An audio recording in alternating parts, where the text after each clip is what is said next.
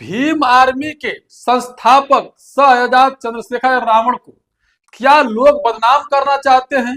जो आजाद समाज पार्टी कांसीराम के संस्थापक चंद्रशेखर रावण हैं और नगीना से चुने हुए प्रत्याशी जो लोकसभा प्रत्याशी के चंद्रशेखर रावण हैं, उनको लोग बदनाम करने की कोशिश कर रहे हैं या कहीं ना कहीं साजिश हो रहे हैं किसी न किसी जरिए से, या फिर वाकई में इसमें लिप्त है जो बातें निकल के आ रही है। अगर ये बातें निकल के आ रही है तो बहुजनों के साथ धोखा कर रहे हैं। अगर ये सत्य नहीं है तो कुछ और बातें जो कड़वी है उस पर भी बातें होगी, लेकिन मैं सारी बातें बताऊं इससे पहले मैं अपना परिचय देता हूं। मेरा नाम गिरिजा प्रसाद और आप देखना शुरू कर चुके हैं बदलते भारत। उम्मीद करता हूं कि आप लोग स्वस्थ और खुशहाल होंगे। बहुजन समाज के लिहाज, बहुजन पत्रकार होने के लिहाज, बहुजन की हर एक आवाज को कोशिश रहती है कि उठाया जाए, या फिर कोई गलत तरीका से काम कर रहा है या फिर सही तरीका से, लेकिन उसकी बातों को हम लोग कहीं ना कहीं उजागर करने का काम करते हैं। बदलते भारत की कोशिश भी रहती है कि बहुजन समाज के किसी भी वर्ग से अगर लीडर आ रहे हैं तो उनको कहीं ना कहीं दिखाया जाए, सच को सच और झूठ को झूठ बताने की कोशिश किया जाता है, जिसमें जो सच्चाई होती है सच्चाई और जो झूठ का बेनकाब करने की कोशिश की जाती है। तो चंद्रशेखर रावण को लेकर के बड़ी खबर आ रही है।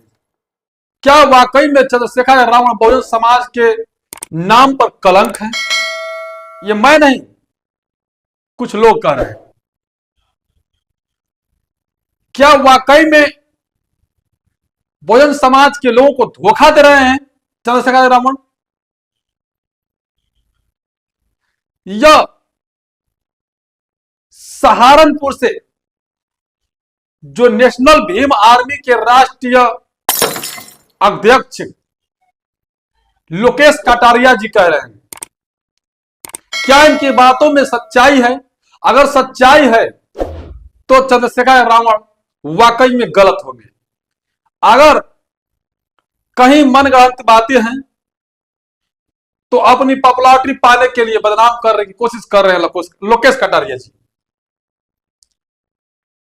लोकेश कटारिया कभी भीम आर्मी में हुआ करते थे, लेकिन इन दिनों वह भीम आर्मी बहुत पहले छोड़ दिए और आजाद समाज पार्टी भी वो ज्वाइन कभी नहीं किए। उनका मानना यह है कि चंद्रशेखर रावण आरएसएस और बीजेपी के लिए काम करते हैं, क्योंकि उनके पिताजी को बता रहे हैं, क्योंकि पिताजी भी आरएसएस के कैंप में काम कर चुके हैं। स्वयं चंद्रशेखर रावण की अगर पुरानी तस्वीर देखोगे तो आपको पता चलेगा कि वाकई में चंद्रशेखर रावण भी कहीं ना कहीं आरएसएस के संगठन से निकले हुए लोग हैं। चंद्रशेखर रावण को कहीं ना कहीं इस्तेमाल कर रहे हैं लोग।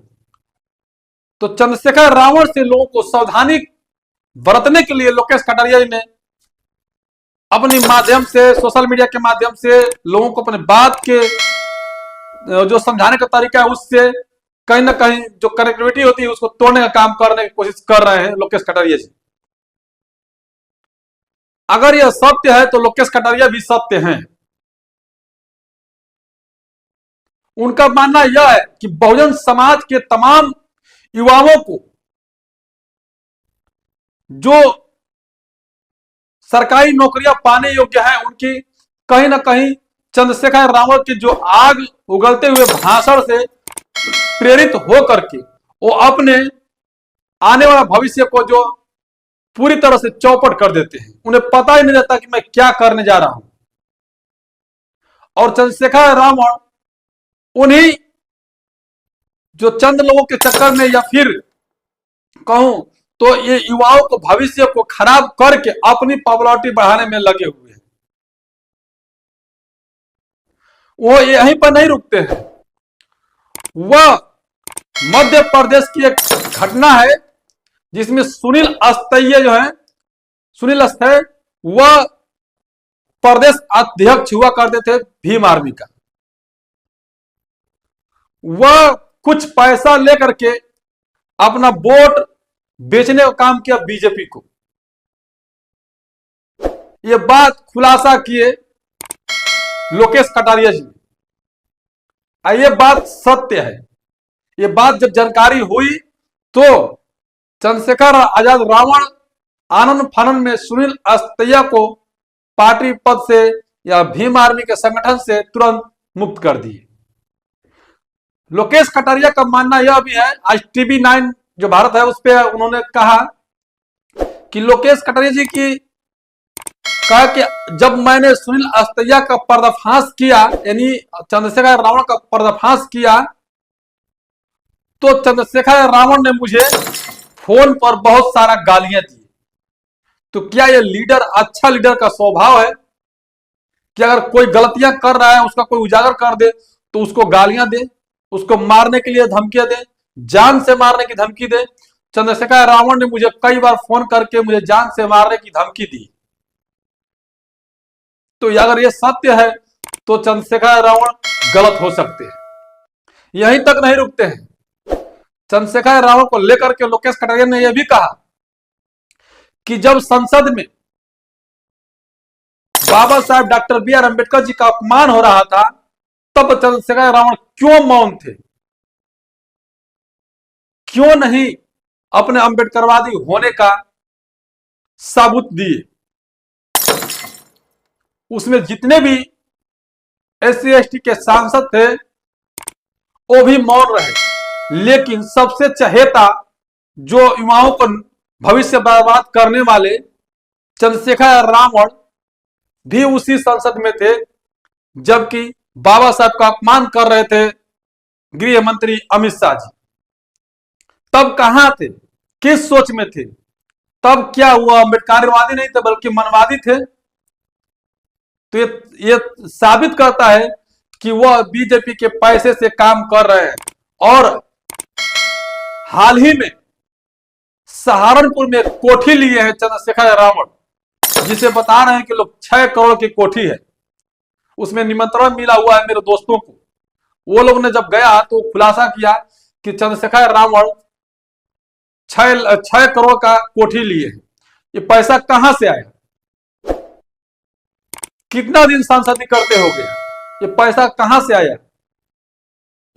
ये बहुजन समाज के जिस दिन युवा जान जाएंगे कि ये पैसा बीजेपी के फंडिंग से आ रही है, बीजेपी के जेब से पैसा आ रहा है चंद्रशेखर रावण के खाते में, उसी दिन युवा छोड़ भागेंगे, चाहे भीम आर्मी हो चाहे आजाद समाज पार्टी के संगठन से। लेकिन युवाओं को इतना आक्रोशित कर रखे हैं कि युवा अपने आप में मदमस्त हैं, हर एक गलतियां को सामने से सच्चाई जानने की कोशिश भी नहीं करते, जिसमें लोकेश कटारिया यानी मैं उस बात को उजागर करने की कोशिश करता हूं कि हमारे जो देश के भविष्य है, बहुजन समाज के लोग हैं, वो इस आग के जो झांसे में न आए, न तो वो झुलस जाएंगे। और बहुत सारे हमारे साथी युवा झुलस चुके हैं, जिनको देखने के लिए चंद्रशेखर रावण तक नहीं जाते हैं। कितने युवाओं का जिंदगी बर्बाद हो गया, उनके ऊपर मुकदमा लग गया, वो देखने के लिए नहीं जाते। आग उगलता हुआ भाषण दे देते हैं लड़के जो है कि युवा है, जो आक्रोशित हो जाते हैं, कहीं तोड़ फोड़ करते हैं, उनकी जिंदगी बर्बाद हो जाती है। और उनकी जिंदगी बर्बाद में इनकी पार्टी प्रबल देवदार हो जाती है, यानी यूं कहूं तो पार्टी मजबूत स्थिति में आती है, लोग पॉपुलरिटी हो जाते हैं उन्हें। और कहीं ना कहीं मीडिया भी उन्हें हाईलाइट करने में लगी हुई है। ये बात सत्य है कि आरएसएस और बीजेपी के कहने पर रात को निकाला गया चंद्रशेखर रावण को। यह बात सत्य है कि बाबा साहब का अपमान हो रही थी और चंद्रशेखर रावण चुप थे, तो आरएसएस और बीजेपी के कहने पर। यह बात सत्य है कि सुनील अस्थैया चंद्रशेखर रावण के कहने पर बीजेपी से पैसा लेकर के वोट ट्रांसफर करवाए थे बीजेपी को। तो ये अगर तमाम बातें सत्य है तो लोकेश कटारिया अपने जगह पे बिल्कुल सत्य है। अगर ये तमाम बातें गलत हैं तो लोकेश कटारिया अपनी पॉपुलैरिटी को पाने के लिए ऐसा ऐसा मनगढ़ंत कहानियां कह सकते हैं। लेकिन इसमें कहीं ना कहीं आप लोग वीडियो देख रहे हैं तो कमेंट कर जरूर बताइएगा कि वाकई में सुनील अस्थैया प्रदेश अध्यक्ष जब हुआ था तो क्या बीजेपी से वो शामिल नहीं था, तस्वीरें नहीं सामने आई, या फिर जो तुगलकाबाद में 103 लोग जेल गए थे क्या उनकी जिंदगी बर्बाद नहीं हुई, बिहार में कई युवाओं की जान गई तो क्या उनकी जिंदगी बर्बाद नहीं हुई, जब भीमा कोरेगांव गए उस दौरान कई लोगों की मृत्यु हो गई तो क्या उन लोगों की जिंदगी बर्बाद नहीं हुई। तो ये कई तरह की बातें निकल के आ रही है कि भीम आर्मी के चंद्रशेखर रावण के चलते कईयों लोगों की जिंदगी बर्बाद हो गई है और खास करके युवाओं की, और युवा इस बात में आ जाते हैं और उस बात में आ जाने के बाद कहीं ना कहीं उन्हें नुकसान पहुंच जाता है।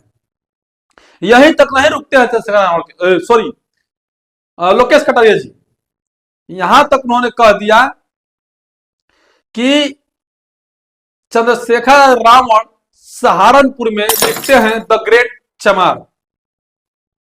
ये कहां का सही है, ये सभी अपने अपने के लिए ग्रेट है। एक तरफ अगर SC ST को जो केस हो जाए तो आप लगाते हैं कि हमको इस शब्द का इस्तेमाल किया गया मेरे साथ, और एक तरफ लिखते हैं द ग्रेट चमार, और एक तरफ आप केवल एक जाति को बढ़ावा देते हैं और जब चुनाव में जाते हैं तो सर्वजन की बात करते हैं, सबकी बात करते हैं। कहां गई आपकी वो एक जाति जो द ग्रेट चमार वाली थी। उसी को लेकर के लोकेश कटारिया जी ने प्रहार किया और TV9 पे भी बहुत तरह की बातें हुई और अगले बार वीडियो में मैं जरूर बताऊंगा। तो इस तमाम बात को कैसे आप लोग देखते हैं कमेंट जरूर कीजिएगा, वीडियो में क्या सच्चाई है इस पे भी कमेंट कीजिएगा, और सभी लोगों तक वीडियो को शेयर कीजिएगा ताकि लोग अपनी अपनी प्रतिक्रिया दे सकें कि वाकई में चंद्रशेखर रावण गलत कर रहे हैं या सही कर रहे हैं। तो कमेंट करिए जरूर, और वीडियो अच्छा लगे तो शेयर जरूर कीजिएगा।